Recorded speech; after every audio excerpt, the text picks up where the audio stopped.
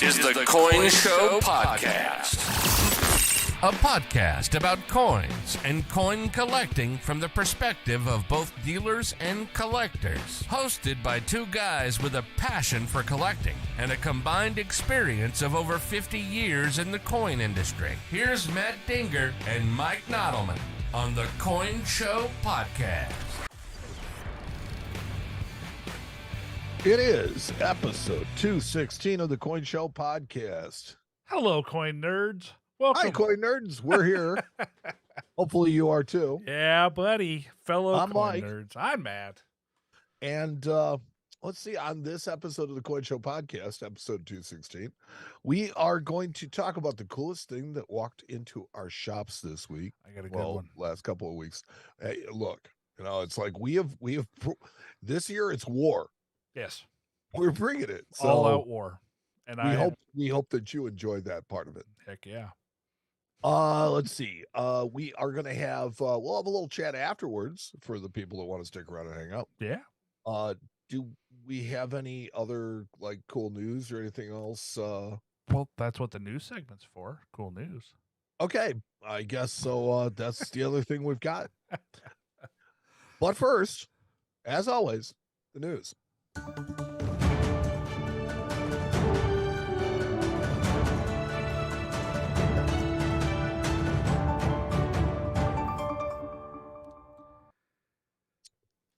The news is brought to you by Belt Loops, celebrating over a century of making belts work. So if you think a belt was a good idea, got nothing without Belt Loops. That's right. 1822. Belt loops. I love it. Oh, geez. So NGCX is offering signature labels. I saw this. Michael Gaudioso, who designed the new Silver Eagle reverse, Anna Escobedo Cabral, former treasurer of the United States, Rhett Jepson, who was the first U.S. Mint principal deputy director, and Michael Miles Standish, recipient of the Director's Medal of Excellence, are all going to have signed inserts in blue trimmed labels. There will be a special red trimmed label for everybody's friend, Ken Brissett, editor emeritus of Guidebook of U.S. Coins. Can I get a big collective? Who cares? Can Well, I get that? This is just further into you're doing two different things, because in their press, NGCX states the Sheldon scale is the standard in the coin industry, and that NGC continues to use this Sheldon scale. So you either just completely devalued NGCX. Right. You just threw it under the bus. Well, that was quick. Yeah, that was pretty fast. That was a fast. Yeah. Well, I don't want to trash them too bad, but no. But I just look at it from a standpoint of they. I mean, they clearly are not going to be grading collector coins. At least they haven't yet. Not yet. Most of what they've done is all bullion and stuff, and that's great. That's fine, because if you want to bring people into the hobby with that stuff, I'm not sure that's necessarily a good path. Right. But it's not hurting anybody, and we really don't want those regular holders anyway. Just saying. The thing though is I just always, as somebody that sees this stuff all the time through the door, I just always figure that any of this modern proof signature holder stuff, it's just almost like the boiler room guys just selling plastic at really inflated numbers that we have to break down to people that is not worth nearly what they paid for it years later. And I think that that's just where NGC is kind of hopping in the boat with these guys, and they're kind of almost catering to that, which, I mean, I get it. They're a company. They got to make money. They have to certify coins. There's a piece of me that says, look, you go do what you do and make your money. That's just what they do. And I get it. I got no real issue with that. I just look at the long term for the hobby, and will this be a net plus. I just don't like it. Just don't like it. Well, I mean, look, as you get older, you will find that change will make you less and It's not less even happy. change. I just every time I see this kind of stuff, I see the hundreds of people that I've had to tell, oh, that coin you paid $500 for. Well, currently it's selling at about $140, and I'd pay you $120. You know, like those are the people's faces that I see when I see this stuff. Yes. So, But I mean, we already see that with telemarketers stuff. but it's the same thing. It's the same stuff. Yeah. Well, I know. I just think it is a better disguised telemarketer stuff. Right. Great Collections is offering a really cool off metal error coin, off metal. Ooh. This is a 1943 Washington quarter struck on a zinc coated steel cent planchet. It's a shame it's corroded because that's freaking Yeah. cool. Well, I mean, this was certified by Annex sometime in the 1990s, Right. or late 80s. You know, it's truly a rare error. And the story goes with this coin that the consignor's father was responsible for paying soldiers during World War II in the Army. Okay.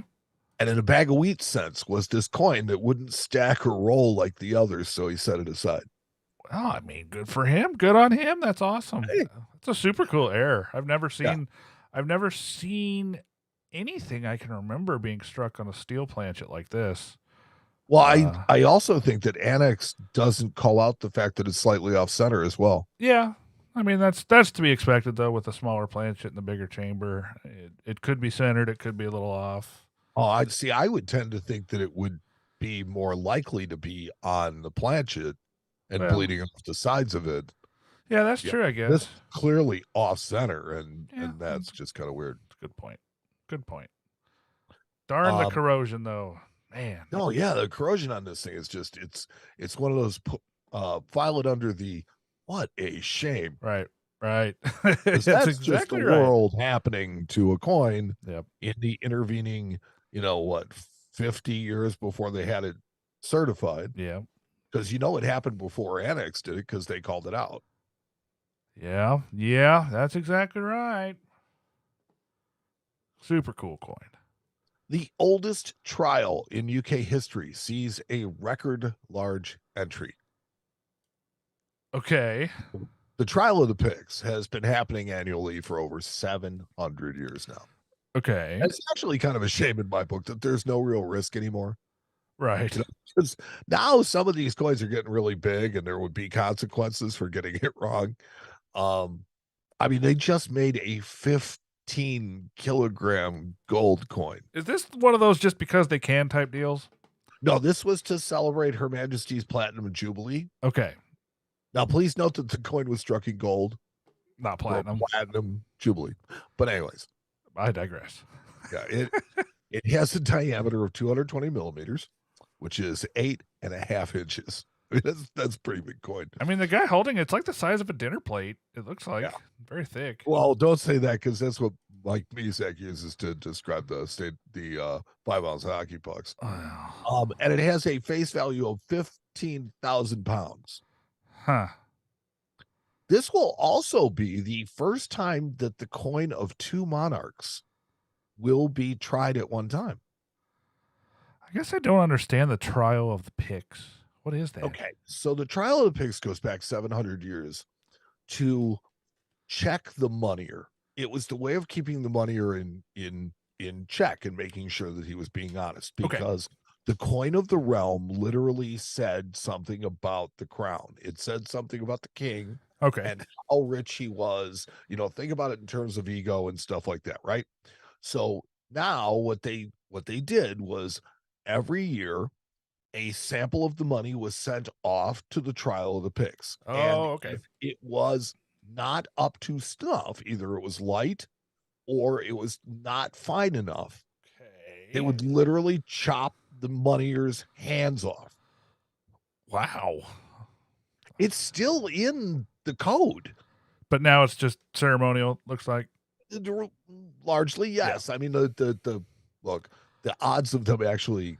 I mean, the guy in the picture, big enough to do it. He appears to be very fond of his hands. He is wearing very nice looking white gloves. Yes. I'm assuming he doesn't want to get them chopped off, and I'm assuming that nobody really wants to be the guy that has to chop them off. So Maybe the gloves are symbolic of the fact that the hands don't belong to him until afterwards. I love it. Just saying. Oh man. So I think it's interesting. This is the first time, though, that the coin of two monarchs will be tried at one time. They are breaking with tradition in the UK. Typically they don't make coin for the next monarch until the year after the previous monarch has died. Sure. And not only, look, we know why they're putting out 2023 coin with Elizabeth on it is because it was already struck. Right. Yeah. Or I at least mean, the they just dies had were stuff cut. laying around, right? So, I Right. mean, it makes sense that you not go back and redo all this stuff, but at the same time, it does create a new precedent. And Right. then on top of it, you given her popularity and how that went, um, how little popularity Charles enjoys. I'm just saying, I don't think anybody over here has anything positive to say about him. I don't think they really know anything I about don't him. think most people care, to be quite frank with you. Well, they love their royal family, man. They like the young ones. They don't care about the old ones. And I was looking through a Canadian coin album. Okay. And after Victoria reigning again, like Elizabeth almost forever, right? Her son, Edward VII, only reigned for 15 years. Yeah, not very long. Years. And then you had George the Sixth, and George the Sixth was king for 25 years, and that was the end of it. Yeah. So chances are Charles won't be king for very long, and that's just because he waited until he was 70 to become king. Well, it wasn't his fault. He didn't do anything wrong.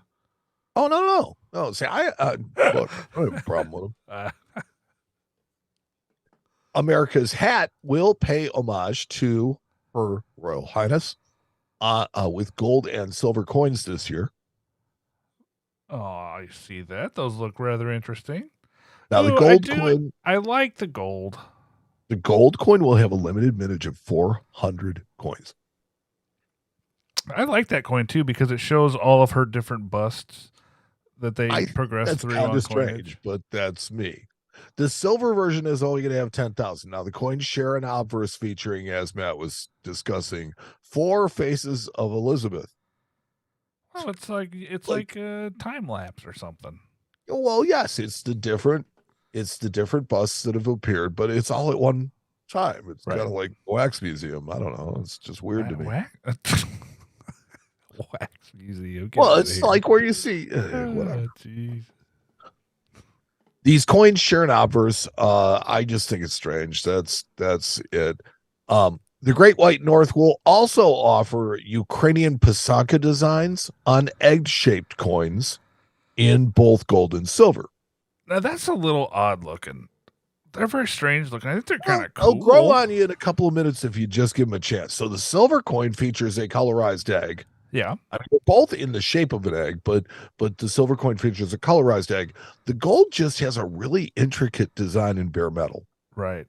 I mean, 275 gold eggs, 7,500 silver eggs will be offered. As far as like cool shapes on coins go, yeah, right on. But I mean, they're eggs, and they look like kind of like they would make good guitar picks. These are made for the Ukrainian diaspora. That's people that are displaced from. Sure, yeah. I mean, I love the sentiment behind it. I think it's neat. They're kind of odd to me. That's all. They're different. That's all. Just different. They're not meant to be coins. I'm not hating. I'm just putting it out there that I think they're peculiar. I think they are definitely odd. Yes. I'll give you that, but I think they're that way on purpose. Good for them. Awesome. Okay, so meanwhile, back in the good old normal US of A, the new Native American dollar is now available from the US Mint in bags and rolls. That make you happier? Well, I hate those two, but yeah, I mean we're getting better. somewhat. This is the Maria Tall Chief dollars. Yes. So this year honors Maria Tall Chief, who is considered to be the America's first prima ballerina. She also founded the ballet school of the Lyric Opera of Chicago after her retirement from the stage in 1965. Huh. Yeah, so she has a local connection here. She spent her retirement here. She died here. Oh, that's cool. Yeah.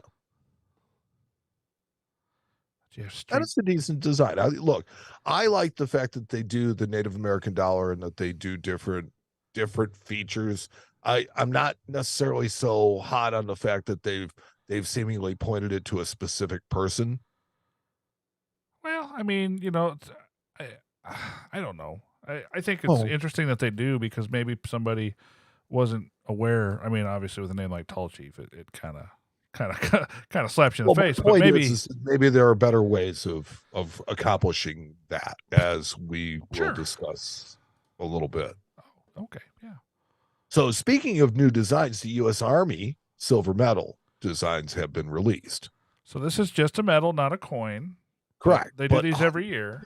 Really like the obverse. It is cool. Look at that. Was this designed by the same guy that did the Washington Crossing to Delaware? Because I mean, it kind of reminds me of that. A little bit, doesn't it? It does. So I find it interesting now that the mint uses digital design, right? That more coins are marrying a deeply basined obverse and a relatively flat reverse. You know what I just noticed about this particular piece? What? There are two sets of designers' initials on the obverse side. On the bottom left-hand side, you see an LAD, and then obviously you see a CAC underneath the other side. So is this like somebody designed the Minutemen and then somebody designed the modern soldier? I just find that interesting. I've never seen that before. Yeah, we'll have to do a little research into that, see if it had actually two designers. Yeah. Or maybe one is the... Okay, so maybe one of them is the designer and one of them is the chief engraver. I don't know. Why would the chief engraver get to put their initials Frank on Gasparo used to put his design. Well, no, you're right. He wasn't. I don't know. I really don't know. I would guess that's what they did, but I mean, it's not a coin, so I mean, it wouldn't be like any groundbreaking thing in numismatics, of course. But I just found it interesting. Yeah, but I mean, the way they're doing it now, it's like the engraver is basically CNC. You know, it's right. It's not really anybody. Right. I do like both sides of this medal. It's a cool medal. Yeah. You know, it has the flag with the different battle ribbons on it. But have you noticed that now they seem to be marrying more designs that have basin dies and, relative dies like this? That just makes the nicer looking coins. You're able to get more relief. I would hope that it makes it strike better. Right. You're able to get a little more relief. It's something that nobody really did before, seemingly the digital age. Right. Right. Yeah. Now, these medals always sell out. This will be no exception. So if you want one, double time it. Couldn't help myself. Oh my gosh. That was good. Before I get into pricing for this year's coins, I wanted to share the recent release of the names for the 2024 Women on Quarters honorees. Okay, let's see. You know what? Let's play a little game. I'm not going to scroll down. Why don't you tell me the names and I see if I can name... this ought to be great. What they did. If I can pronounce some of these. Okay, so I'm in trouble. Patsy Takemoto Mink. Patsy Takemoto Mink. Yes. Oh, man. I say that she, and this is for Women on Quarters, I say that Patsy Takemoto Mink was a woman who pioneered fur coats. I don't know. I like the cut of your jib, sir. Yeah. and here's, before I give you the answer, here's the point that I was making earlier is that, I don't know who these women are. Well, we're going to. We're about to. In my opinion, that's okay because it means that I'm going to learn about somebody new. Right.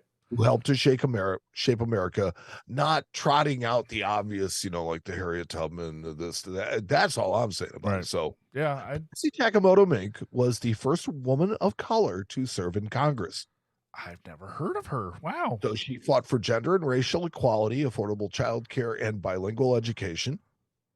And she fought for the passage of Title IX, which was later named the Patsy T. Mink Equality or Equal Opportunity in Education Act. Huh. Never heard of her. Wow. Cool. See, there you go. Until now. Yeah. Dr. Mary Edwards Walker. Doctor. Ooh, I say that she specialized. She was a medical doctor, and she invented the incubator. Dr. Mary Edwards Walker was a Civil War era surgeon. Totally wrong. She was a woman's rights advocate and an abolitionist. She did all this in a time when she was not allowed to vote. Wow. Walker often crossed battle lines to care for wounded soldiers. Captured by the Confederate troops as a suspected spy, she was held as a prisoner of war for 4 months. Walker is the only woman to be awarded the Medal of Honor. Oh, see, that's cool too. I see. We're learning. We're playing a game, having some These fun, are and true learning. heroes. And yes, this is my point. So this is where, good on you, U.S. Mint. Yeah, heck yeah. Pauli Murray. Pauli Murray. Oh, I'm gonna say that she was the first female sitcom writer. And you had so much that you could have hit on this one. I know. What was it? Pauli Murray was a poet, writer, activist, lawyer, and Episcopal priest, as well as a staunch advocate for civil rights. She was fighting against racial and sex discrimination. There you go. In 1966, she co-founded the National Organization for Women. See, look, I'm showing how little I know about women, and we are learning all at the same time. So there you go. Zitkala Sa.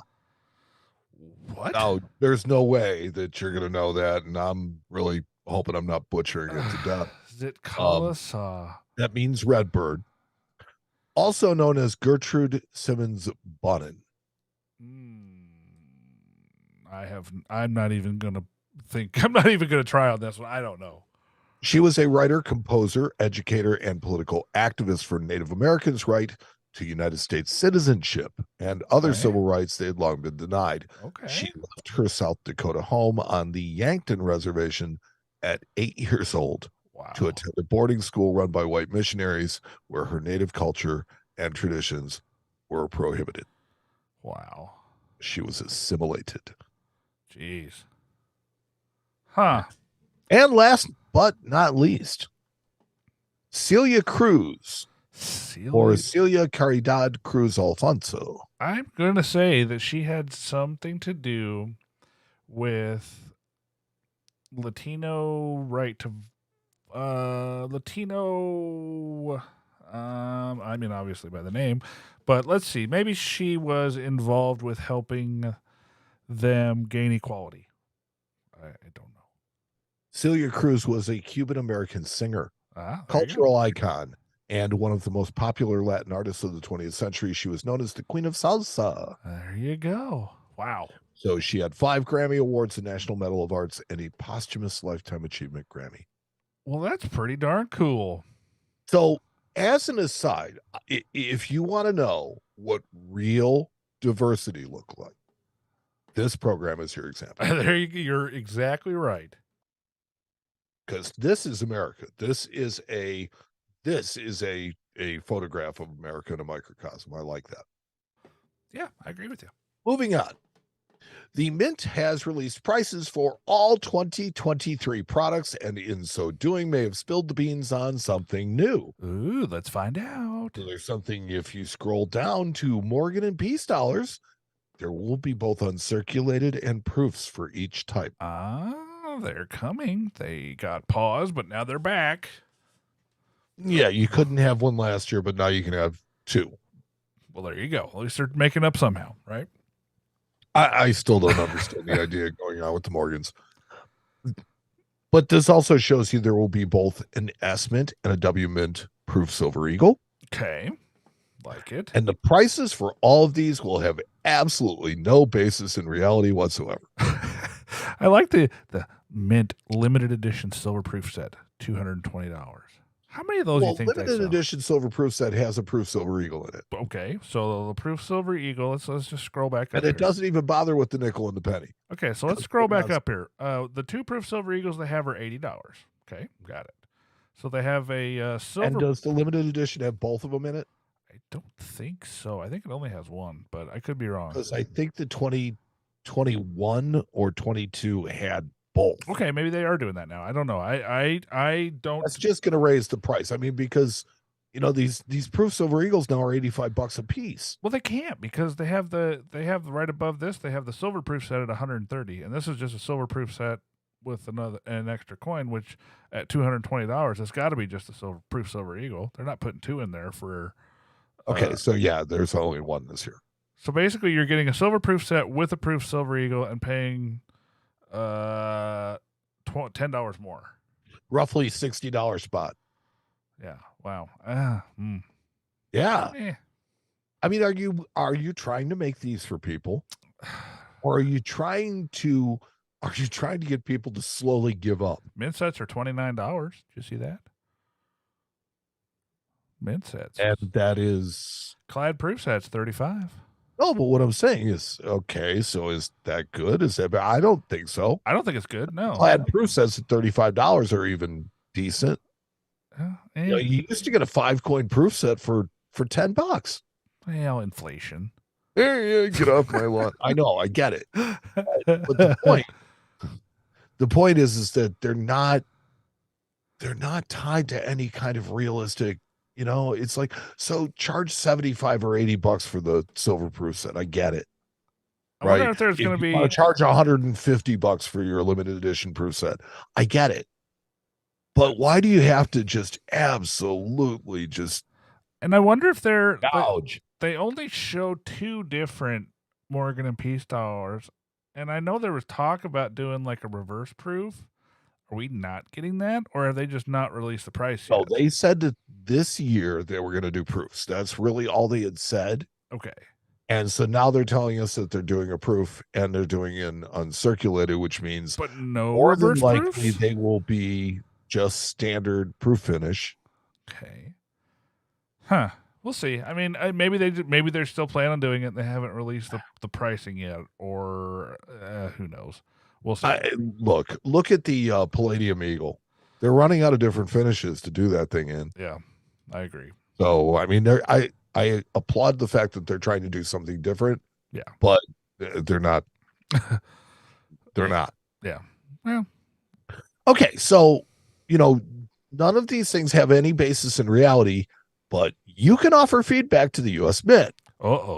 Because the Mint is doing research and wants recent customers' opinions. Now, I could not think of a better way to let them know. And for once, they'll be listening because they solicited this. You know what? I had better not. I was thinking maybe I should take this survey, but I will tell you there's only so much damage you can do, and that's in the freeform essay that they give you at the end. Other than that, they're basically asking what you've bought in the last year. Right. And did you feel it was a good value? Did you like it? Well, but then at the end they give you a blank open, complaint form that you can just kind of rail on them. You can. I mean, it's like, I'm sure that by the 3rd sentence you'll be discarded, but if you really want to say something, you have a place to do it. You have a forum with which to do it, and they will actually be reading these. So, well, interesting. And finally, in the news, our friend of the show and group expert Jack Young has found yet another certified counterfeit large set. He is so good at this; it's ridiculous. I know. Some people, it's funny because people ask me all the time in the shop. They'll be like, but you look at this stuff and you're like, you pick out the fake stuff right away. And it's like, yeah.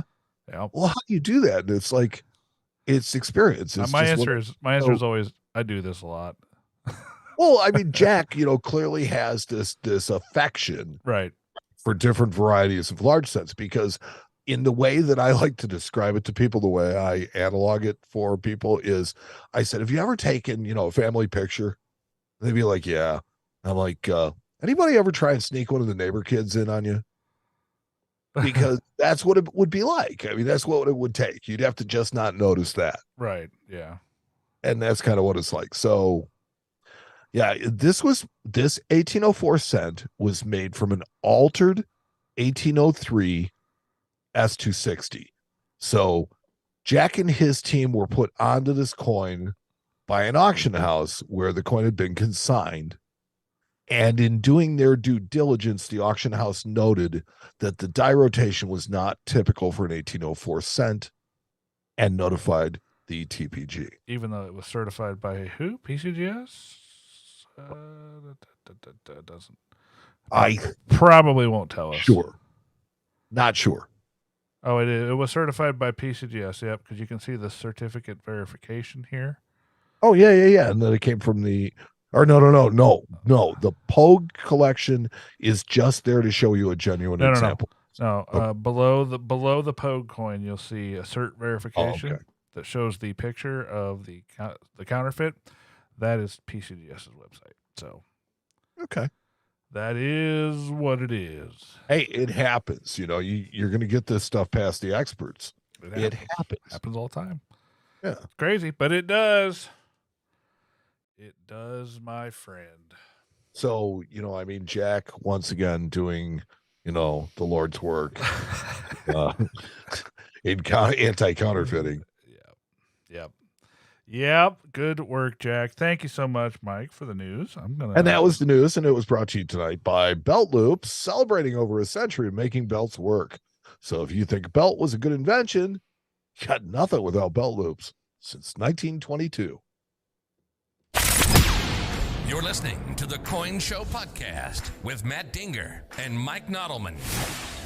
So I had something else, and I figured we could talk about it here. I'm still in the process of making my video on it, but I took my oldest son this last weekend.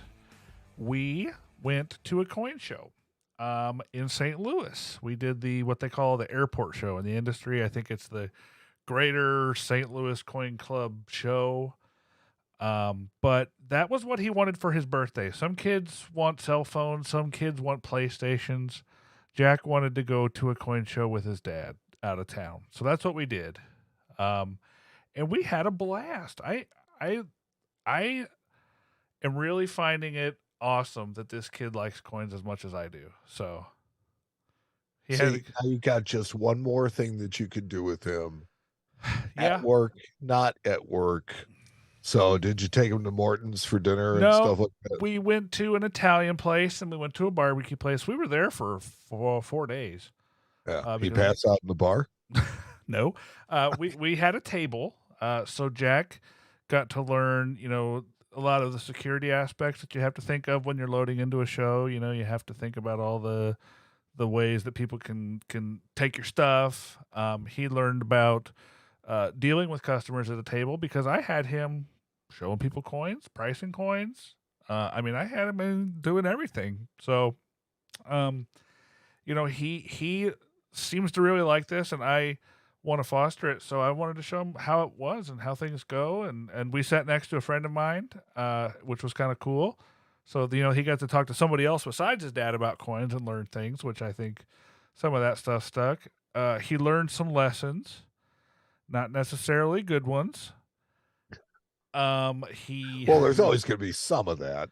Yeah. And then there was a dealer there that was unloading some inventory at very fair prices. So at one point during the show, I sat him down at this table and I said, Jack, just buy some coins. Buy some nice looking stuff. That's what I told him, and I walked away. And he ended up spending like $4,000 on coins. So, wow. And this was just stuff for the, store inventory, but it was, he just really, really, really had a great time. It was fun. I had a blast. Now he's what, 12? He's 12. He'll be 13 in 2 days. Okay, so he's 13. Yeah, he's 13. So, that's perfect because, look, he's going to need a summer job when he's 15, 16, 17. He's going to feel comfortable behind the counter, and you're already going to have some inherent trust in him. Yeah, exactly. My wife is freaking out because now she knows that she has two of me, and that could be an issue. Well, I think there's more than just two, but so far just two have been confirmed.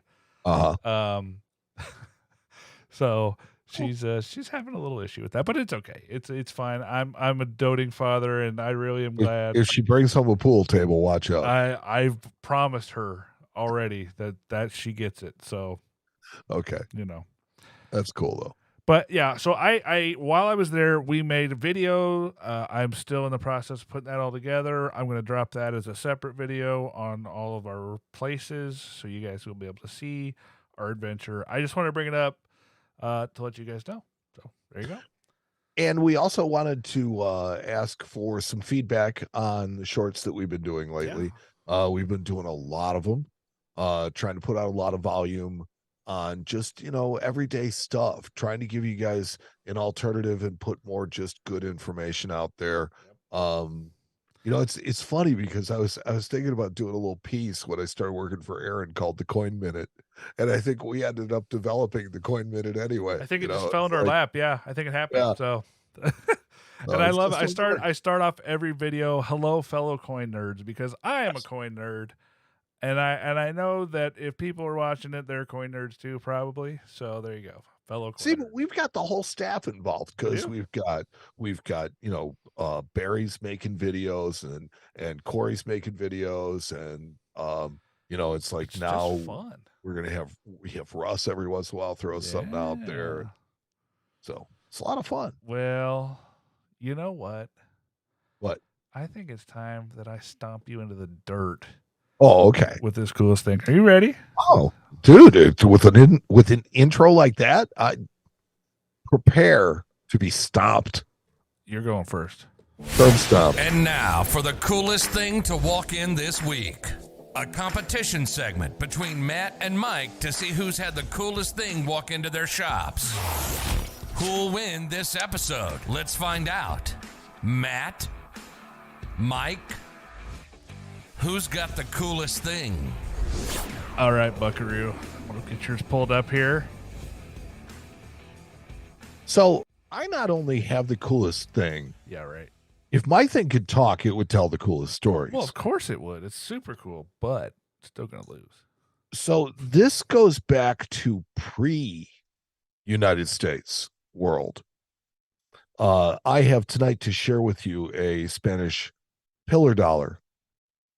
This one, if I'm not mistaken, was made in Peru. It is a 1764 $1. And this coin has, well, it's an 8 real. And this one was actually made in Mexico City. This one was Mexico City? Yep.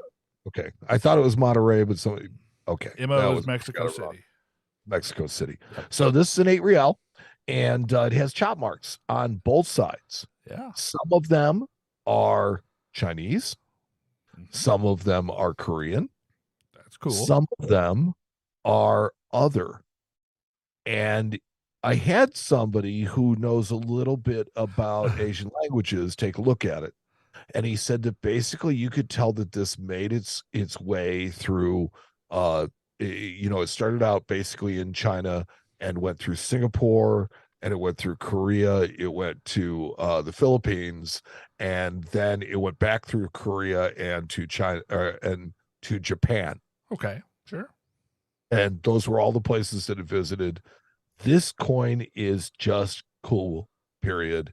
End of story. I do not disagree. I find it very neat. But and if it could tell you all the places it's been. Well, you just did. You just decoded it, Mike. No, that's awesome. No, that stuff they did. They traveled all over the world. Obviously, once the United States came along, a lot of them did not leave North America. But before that time, they did. They certainly did. They traveled all over the Orient and were used just like the trade dollar. That was. It comes from a time when money was really about the weight and the material. Correct. So this this was silver. They would take it to a merchant. The merchant would look at it. They would basically figure out if it was good silver and if it weighed what they thought it was supposed to. And if they felt it was good, they would take their punch out and they would hit it. And if, you spent it in that neighborhood, people knew that punch and they would accept it. Right. Well, the number of chop marks on this coin says that this coin traveled extensively. Yes. And it went to a lot of different places because it has probably 20, 25 chop marks on it. I mean, that's a lot. It's super cool. Don't get me wrong. I really like it. Cool piece, Mike. Thanks for bringing it. Yeah. I'm sorry I have to stomp all over it now. Okay, we'll see. So while I was in St. Louis, a gentleman walked up to my table with a really, really, really neat coin. And after some negotiation back and forth, I ended up buying it. We purchased a 1901S Barber half dollar in NGC MS65. And this coin is blast white and semi-proof like, an absolutely monster of a coin for a Barber half, let alone a rare date Barber half. So I was really, and it comes, not only that, it comes in one of those fancy Ken Brissett signed slabs. So I thought that I would bring this coin to the show and unfortunately just shred your very historic coin, Mike. Well, okay, look, the only thing that's getting shredded here are your dreams because although this is a really, really beautiful coin, it's absolutely stunning. MS65 correct grade, right? Oh yeah, I agree. But it's the wrong coin. It's not a quarter. It's not a quarter. That's right. No, one halves are still tough. It is still a semi-key date, even in low grade. Sister kind of way. In a low grade, it is a semi-key date. So in a high grade, it's a very, very, very tough coin. Oh, condition rarity. Okay, yeah. In a stepsister kind of way, it's a really cool coin. So I like it. It's beautiful. And as far as Barber halves go, though, you never see them semi-PL, which this coin is. You also hardly ever see them blast white and frosty like this coin. So it is an exceptional coin, no matter what date or mint mark in the Barber half series. It's a heck of a coin. If this was in a really old NGC holder, or if this was in a rattler or a soapbox, yeah, I really feel better about that blast white. Oh yeah, I understand. Okay, I get it, but so I mean, look, nice coin, not a quarter, but nice coin. So look, we'll put it up to the we listeners, will. We'll let them physically crush your dreams. While I just virtually did it. If you guys want to vote on who had the coolest thing, join our Facebook group, Friends of the Coin Show, on Facebook. There, here shortly after the show, we'll get these coins posted up, and you can vote and let Mike and I know who wins. It's absolutely me. It's me. But comment on the thread underneath here. You're welcome to. Yeah, say hi. So, anyways, that was the coolest thing, Mike. I think it's a heck of a fight, actually. I really do. I think that we are definitely concentrating on bringing it now. Yeah, that's right. Well, my friend, 216. 216. We've been going for 45 minutes now. Awesome news segment. Awesome coolest thing. Awesome coin show talk. What? Sure. I say we just wrap this thing up, put a nice little bow on it, and let the world have it. Yeah, and if you'd like to hang around afterwards and talk to us a little bit, we're going to be available for that too. Yeah, we'll be here. So, as far as the show goes, we'd like to thank our staff, Justin, Barry, Corey, Russell, Ms. Spurrier, and Ernesto. Can't forget Ernesto. No, not at all. No. But thanks to all you who listened, because without you, this whole entire endeavor is just a pointless thing. So check out our show. It's on Facebook. It's on our Friends of the Coin Show page. You can subscribe there and you can see us. We have shorts that we're posting every day to YouTube, Instagram, And we're taking the talk still? Taking the talk. Yeah, every day, buddy. Okay. So, yeah, that's pretty much all I've got for the Coin Show. I'm Mike. And I'm Matt. And we'll talk to you next time on the Coin Show Podcast. You've been listening to the Coin Show Podcast with Matt Dinger and Mike Nodelman. Tune in next time when the boys bring you another exciting episode. You can find them wherever you get your podcasts, on Apple Podcasts, Spotify, iHeartRadio, on our website at www.coinshowradio.com. You can also join our private Facebook group where everyone sees every post. Just search Facebook for Friends of the Coin Show and ask to join. If you'd like more, you can become a subscriber on Facebook or join our Patreon at www.patreon.com/thecoinshow. If you sign up at the $5 month level or higher, you'll have access to exclusive content on patreon.com on the off weeks, including the Not the Coin Show podcasts. Thanks for listening to the longest running coin podcast in the world of numismatics. This has been the one and only, the original. This has been the Coin Show Podcast.